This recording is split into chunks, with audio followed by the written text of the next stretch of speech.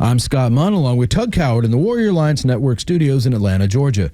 Today's conversation highlights the deep connection between military service, personal sacrifice, and the vital support of veterans that they find through community engagement. Our guest is Ben. Let me start over, Tug. All right. I don't feel good about any of it. So, hey, cut that on the video, too, because my voice is off, and I said his name wrong. I've been called worse. I've answered the worst. Mm-hmm. Well, it's a tough one there. Bren Briggs. Sneaky tough. All right, here we go. In 3, 2, 1. I'm Scott Munn, along with Tug Coward in the Warrior Alliance Network studios in Atlanta, Georgia. Today's conversation highlights the deep connection between military service, personal sacrifice, and the vital support veterans find through community engagement.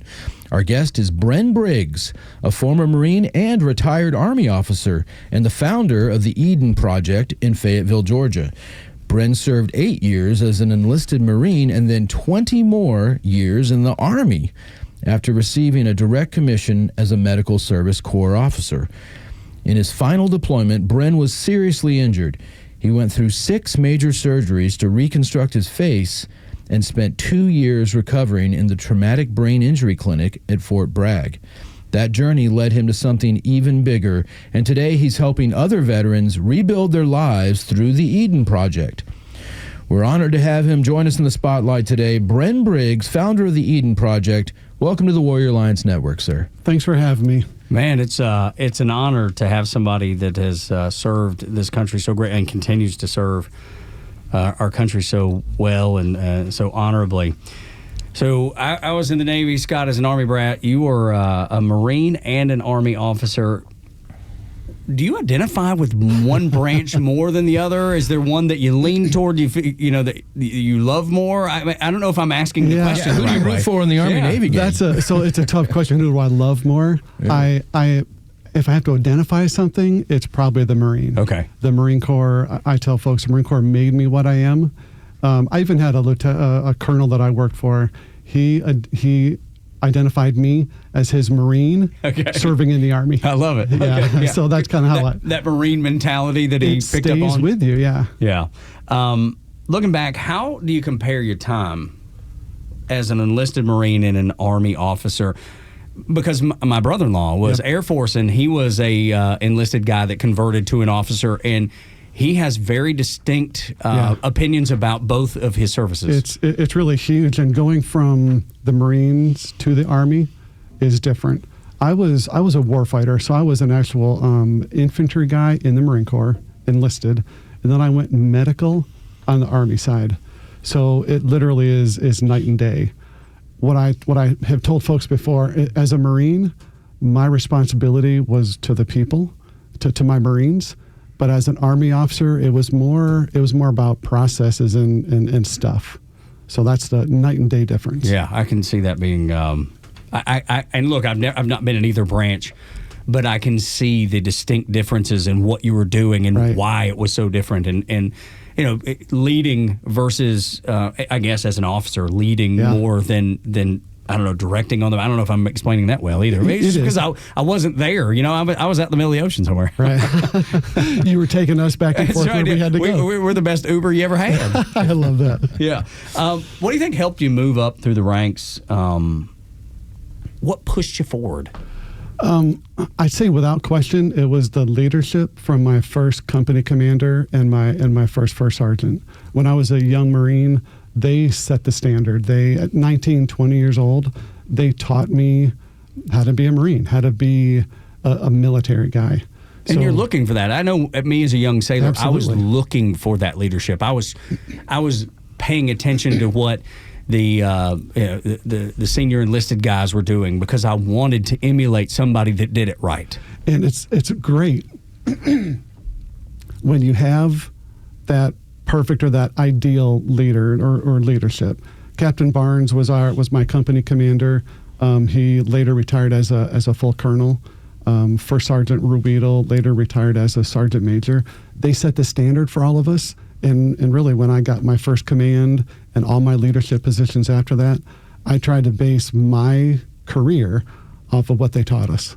Yeah, you pick up, Scott. You pick up from these people, and I know your father was probably that person for so many people, but you pick up on the way they do things, even down to making sure that your uniform is as tight as it can possibly be, because you wanted to represent your branch and your country so well. Yeah, mentorship comes from so many places and so many people. It may be somebody that's assigned to be a leader for you, or somebody that's in your unit and is in the same way, and they're doing a great job, and you see that, and you sort of influence each other, and that's something that you're doing now. You're a mentor, and it all starts with the fact that you went through such a traumatic ending to your military career, and we appreciate you being here, Bren, and we really appreciate your willingness to talk about this. I mean, your last deployment, we want to go over that if you don't mind, sir.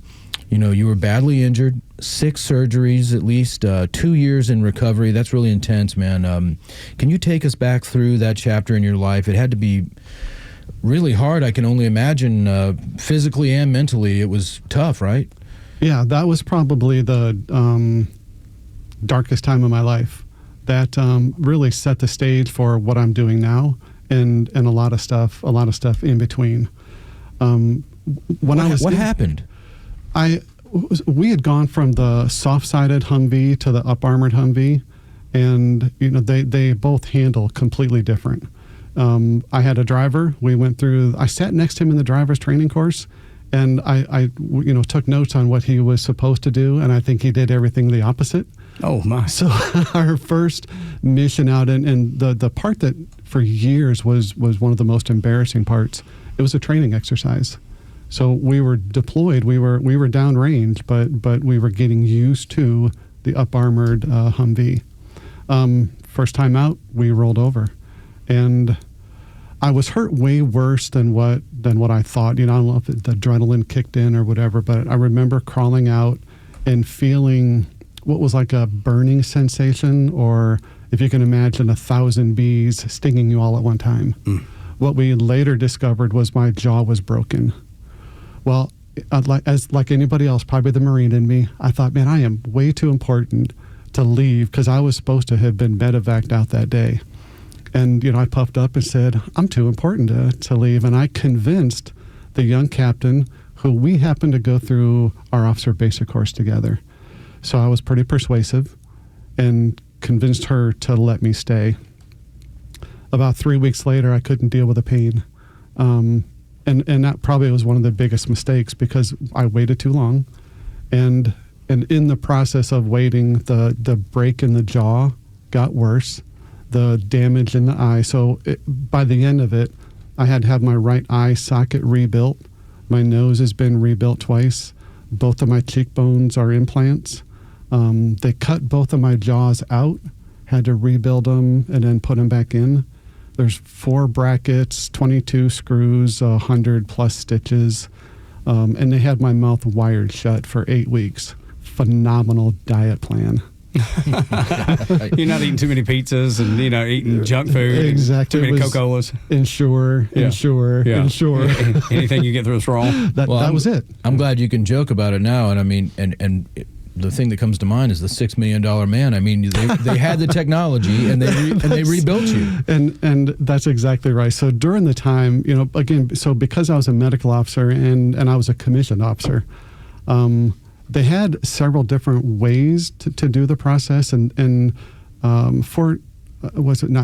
Eisenhower Hospital, they specialize in facial reconstruction. So they had certain ways that they historically had done it, but I didn't want to do it the way they were doing it.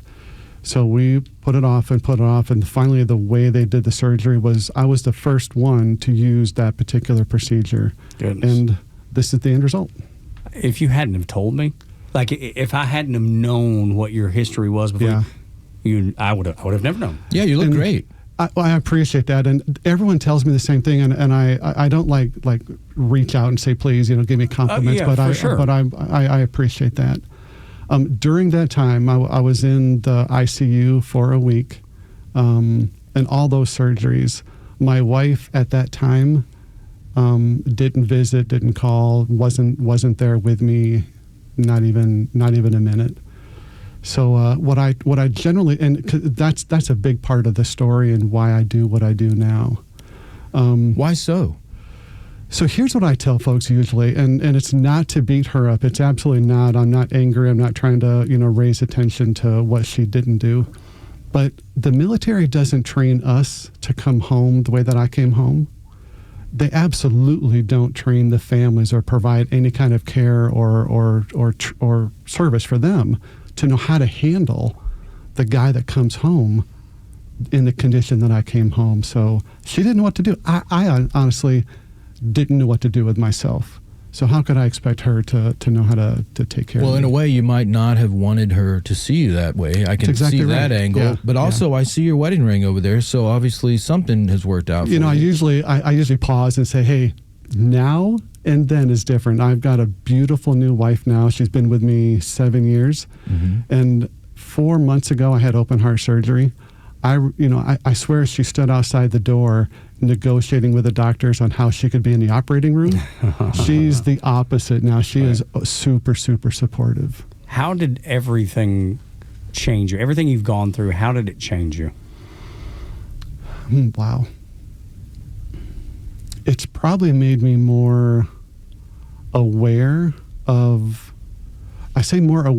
what I didn't have and more aware of what I want to do for other people.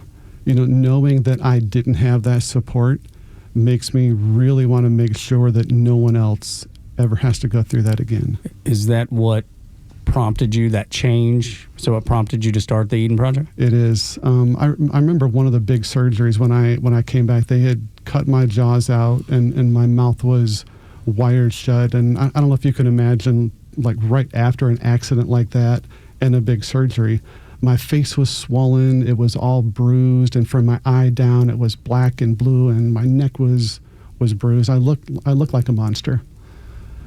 When I walked into the house, my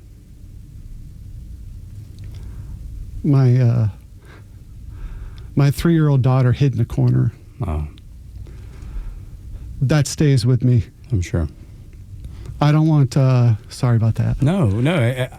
How could you not feel that way? I mean, take your time. Yeah. I don't want any other family to have to go through that experience. No, it's going to happen, but we want to be there to make sure that when that does happen, they know they have the support. I named the Eden Project after my daughter. Oh, it's precious. Absolutely precious. Fantastic stuff. And what do you say to other veterans when you do meet them? What's your message to them? What do you say? I mean, they're going through a similar fight, whether they're struggling or they're in pain or they just feel lost, disassociated from their family. What do you say to them? It may sound cliche, but it's not. It's don't give up. There's hope out there. There's people like the Warrior Alliance. There's groups like the Eden Project. There's other veterans out there. It's really the vet-on-vet connection that really makes it tolerable or manageable. But just keep looking. Find that organization, that's something to help them push through.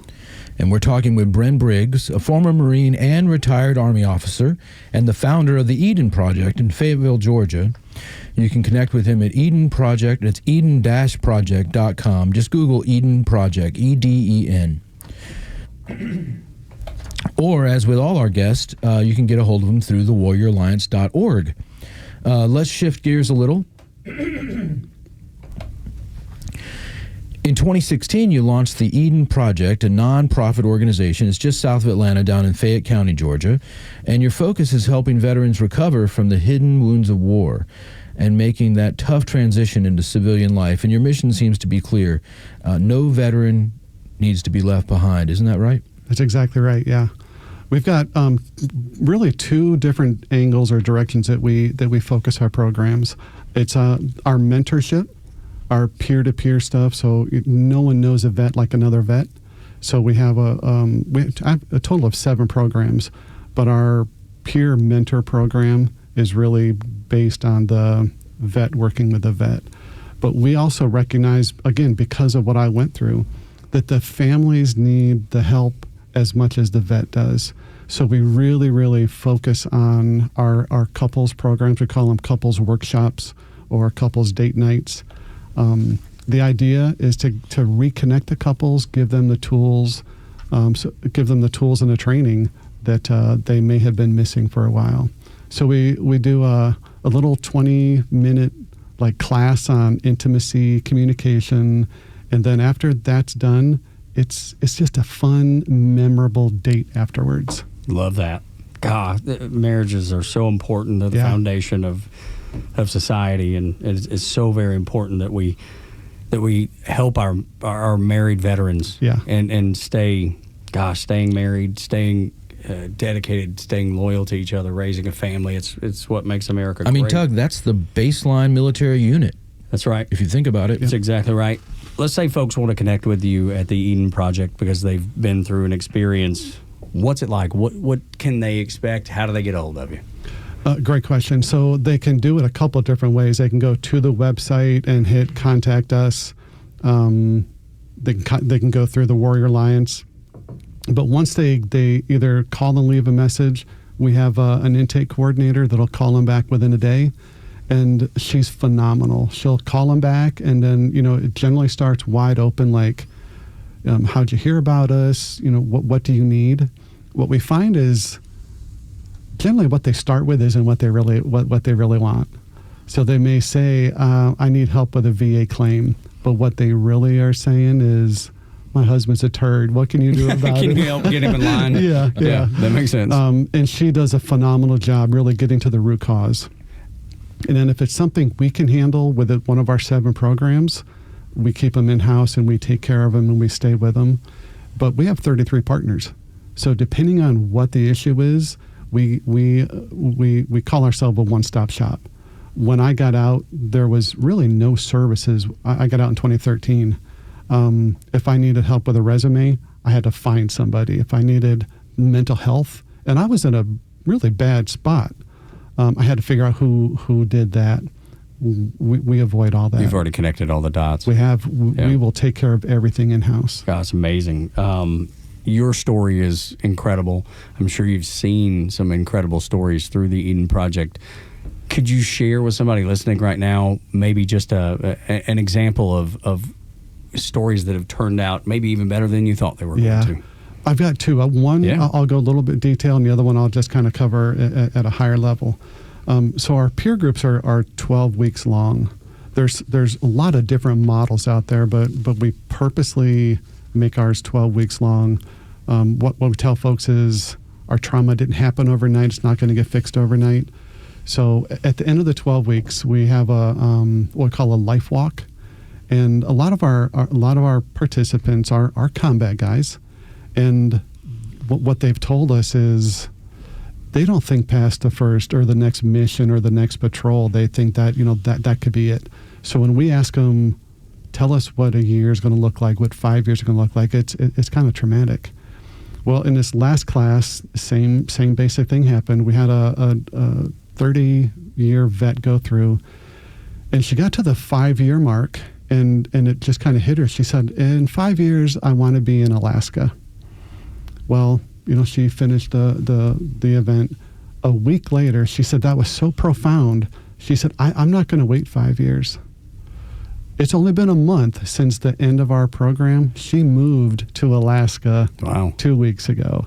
So, and she wrote back to us and said that one event was so life-changing for her that it went from a wish to, holy cow, I have a plan, to implementing. I'm living it. Yeah, I'm implementing the plan. Yeah, creating confidence. Yeah, aren't you? One of our current instructors, and this one I think is one that touches me personally. He struggled with anger his whole life.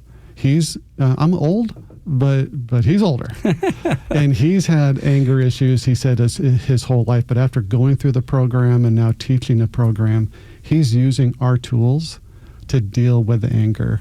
Life is still life. All the stuff around him is still happening. It's not like we made stuff go away, but now he knows how to deal with it. How you deal with it is probably that changed. To me, and so he thanks us, but his wife was at an event, and she thanks us. She's so grateful. Exactly. Yeah. Holy cow! I mean, I think about those old salts that I was in the Navy with. and those guys set in their ways. And I think about myself, Scott. It's just that we're all set in our ways to a degree, and being able to maybe change that a little bit is so encouraging that you could, most of the time they say a leopard doesn't change its spots or, whatever. But maybe, just maybe, there is a chance through the Eden Project, That's right. the Warrior Alliance, that you can maybe make the spot a little smaller or not be so pronounced. Yeah, you're doing great work at the Eden Project. And like Tug said, with the Warrior Alliance, you're partnered now, basically, right? You've been that way for a few years. Is that collaboration with the Warrior Alliance working to help you support more veterans across the greater Atlanta area? Yeah, I love, can I say it 3 times? I love this relationship, because I know we're reaching vets that we couldn't have reached before. They're reaching vets in our area that may not have been able to connect with them. So this is the model I think they all should be built on. It's all of us working together to serve our veteran community. So this, to me, is the way it should be. And working with the Warrior Alliance has just been fantastic for us. And I think it's fantastic for the vet community Sure. that we serve. And so you were recognized at TWA's Veteran Impact Awards, and that's a big deal. What did that mean to you? You received an award for the work you're doing in the community. Did that motivate you, or did it give your team any validation, or what happened after that award was given? I'm glad you put it that way. So after being in the military for 28 years, you tend to build up a little bit of a rack, right? Right. And I'm not bragging at all, but after 28 years, Got a rack of ribs it looks over there, pretty buddy. good. Yeah, exactly. Yeah. No, it doesn't. So that means a lot to me.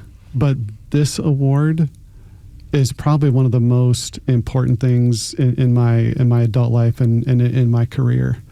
I get to see every day the impact we're having at the grassroots level. So, the vets that have gone through and the families that have gone through come back and thank us, and they tell us their stories. But this gave me the validation. I think you said that, the validation that what we're doing is right on a bigger scale. So to be recognized from someone like the Warrior Alliance, I mean, that's a big deal for us. So it definitely means a lot to me, but it meant a lot to our volunteer team as well, because they're like, man, we're a part of this. Right. So yeah, it's huge for me. You display the award in your offices there? Well, the first month I carried it with me. Like a daggone running back. Trying to tie it to your uniform, didn't it? That's right. Put it right up under the rack of ribbons. I had to get a big chain to wrap That's it around right. my neck. You look like a hip hop artist. That's right. But Flavor Flav wears the clock. That's right. Bren's got the Warrior Alliance award on a chain. I love it. That's awesome. A lot of times it's just hard to get involved. There's so many veterans that want to give back in some way or other, and they just don't know how. What would you say to them? So the first thing I tell folks in that case, and a lot of them always come back and say, our whole organization is built on volunteers. So the first thing they do when they finish a program or a class or something is, I want to help. Well, the first thing I tell them is, you can't pour from an empty cup. So take care of yourself first, get healthy, get strong, get to that good place, and then find your purpose. What are you passionate about? And then go serve that. So if you're passionate about dogs, find a dog place. If you're passionate about other vets, come work with us. There you go. But find what you're passionate about. Take care of yourself first. Find what you're passionate about, and then go do it. God, man, such a great message. I love, and I'm a dog guy, so I can relate. I like dogs more than I like people most days. So does my wife. Yep. They're always on your side. They That's never right. have a bad day. They're That's always right. glad when you come home, man. There ain't nothing better. If you don't like dogs, I question lots of things if you don't like a dog. It's been an honor, man, having you on. And to everybody listening right now, if you know someone who could use the support, check out eden-project.com to learn more about Bren's programs. You can also visit thewarrioralliance.org to explore how we're partnering and how they're partnering with community leaders and nonprofits to empower veterans and their families. Speaking of family, tell us more about what you like to do with your family in your off time. I know you're working hard for veterans every day, but what do you get into when you're not working? Taking dogs on a walk, I bet, because his wife is going to make him do it. I don't know what it's like to not work. Right. And she'll probably tell you that even when I'm not doing this at night, I'm doing this. But when we have those moments, we love to travel. I know folks say that, but we St. Augustine is one of our most so absolute beautiful down favorite there. places. What a great spot. Yeah. So St. Augustine, we were just at the beach a little while ago. We went to Mexico earlier this year. That's my getaway. That's when I could unplug and just connect with my wife. I love that. Man, it's so good to talk to people like you, Bren. You're so encouraging to us because we know what the Warrior Alliance is trying to accomplish, and you're a part of that, helping veterans get whatever it is they need. And it's a myriad of things, from mental health care to relational to VA benefits, home, legal. I mean, it's an endless list. Any need, if you're a veteran, any need that you have, you can find help with that need with the Warrior Alliance and through organizations like the Eden Project. Bren, thank you so much for what you do. Thank you for your time. Thank you for being here today. Thanks for having me. I appreciate it. You're always welcome.